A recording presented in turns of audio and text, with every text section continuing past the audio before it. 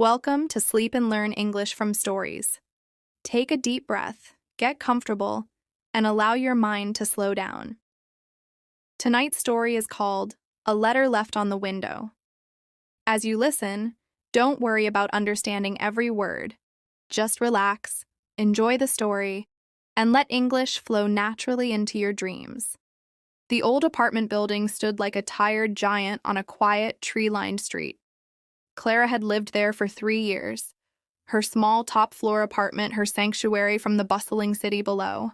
From her kitchen window, she had a perfect view of the building across the street, a mirror image of her own. She often found herself watching the lives unfold in the windows opposite, not out of nosiness, but a quiet curiosity.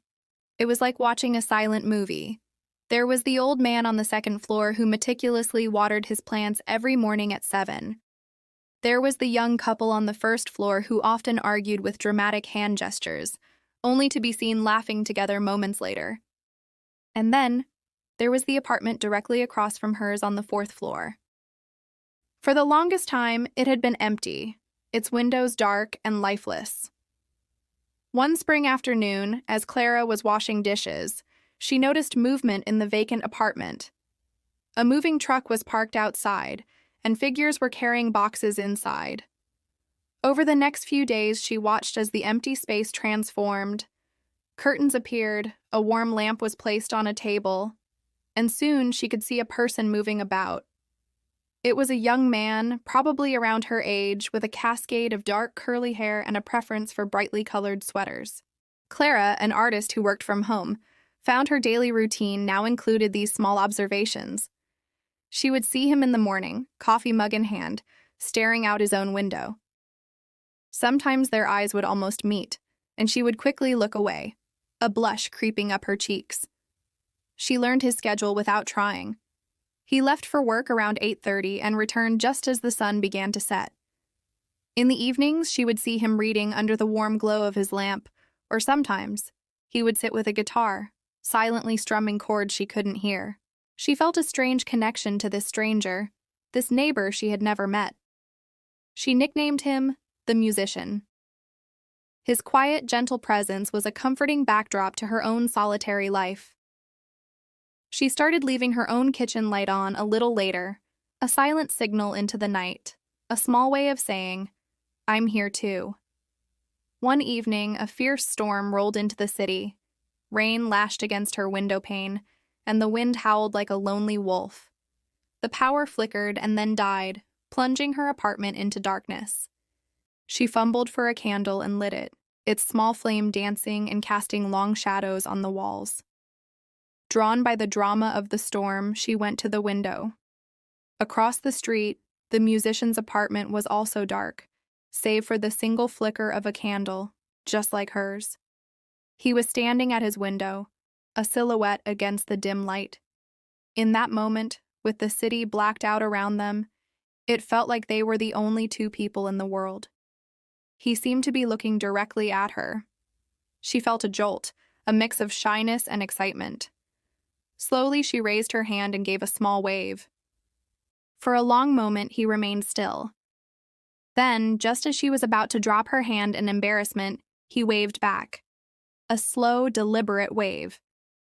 A smile spread across Clara's face, a genuine, unbidden smile. It was a simple gesture, but it felt monumental. A bridge had been built across the rain-swept street. The next morning, the power was back on, and the city was washed clean by the storm. Clara felt different, lighter. The silent connection had become real.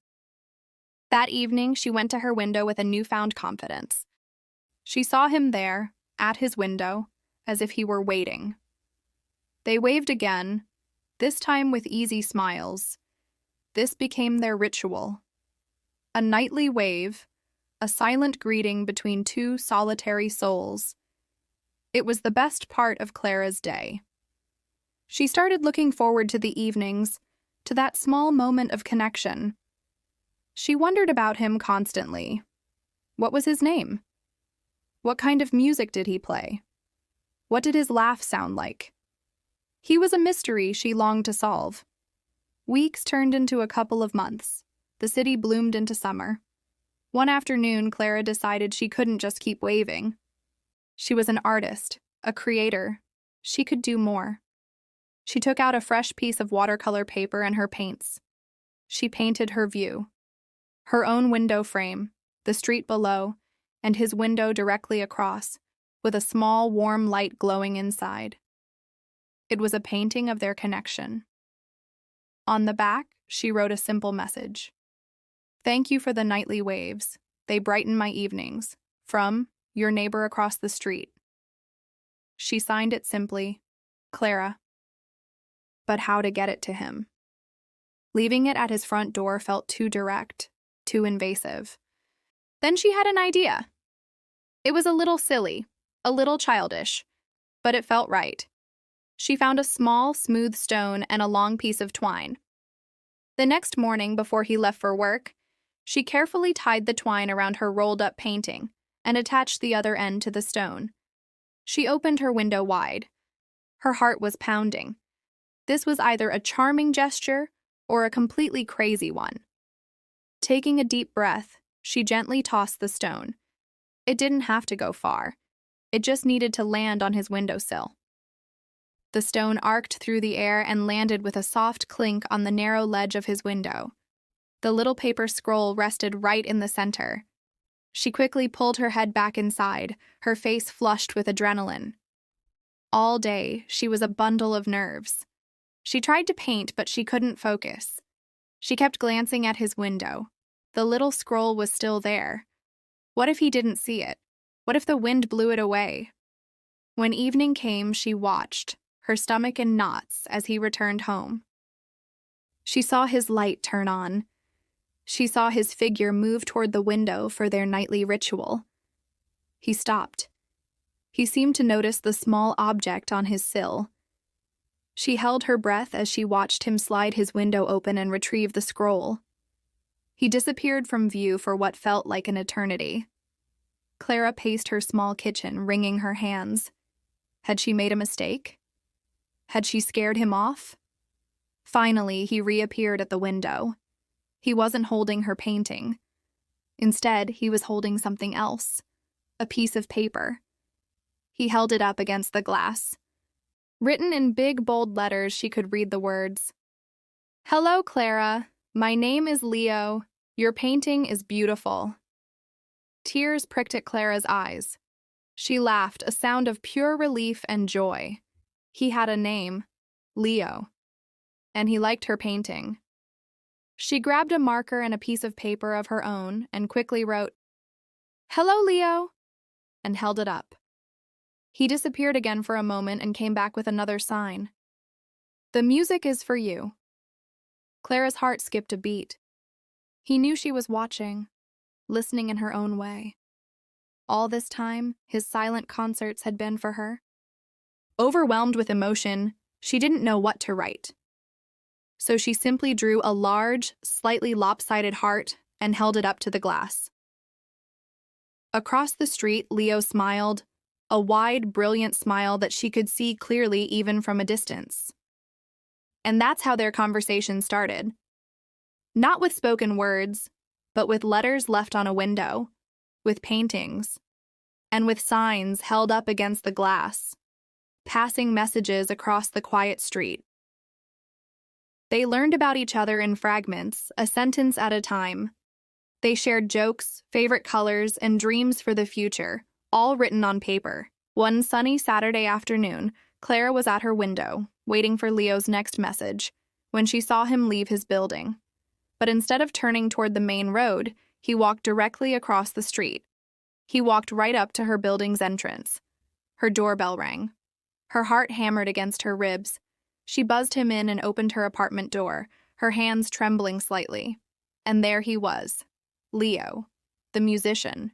He was taller than she'd imagined, and his smile was even brighter in person. In his hand, he held her painting. "I thought it was time we met without the glass between us," he said, his voice warm and even better than she had imagined. "Hi, Leo," Clara said, her voice barely a whisper. "Hi, Clara," he replied, his eyes sparkling. I believe this belongs to you, he said, handing her the painting. Though I was hoping maybe I could trade you for it. Perhaps for a cup of coffee. Clara's smile was her answer. She stepped aside and welcomed him in. As he stepped into her sunlit apartment, the silence that had lived between them for so long was finally filled with the sound of laughter and conversation. The story that had begun with a silent wave and a letter left on a window was just getting started, and they both knew it was going to be a beautiful one. Thank you for listening to Sleep and Learn English from Stories. If you enjoyed tonight's story, let the words stay with you as you rest. New stories are always waiting, quietly, patiently. Sleep well, and we'll meet again in the next story.